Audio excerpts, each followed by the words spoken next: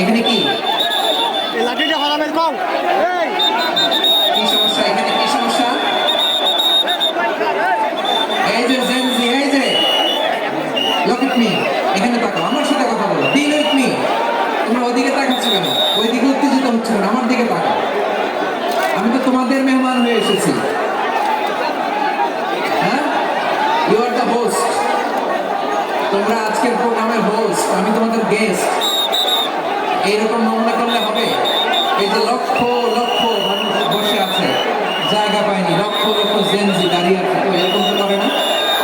হ্যাঁ, বসো বসো,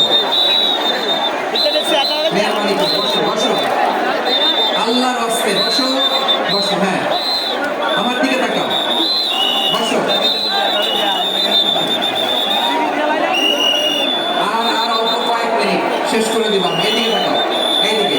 হ্যাঁ, মাশাআল্লাহ, হ্যাঁ, ঠিক হয়ে গেছে। ঠিক আছে, ঠিক আছে।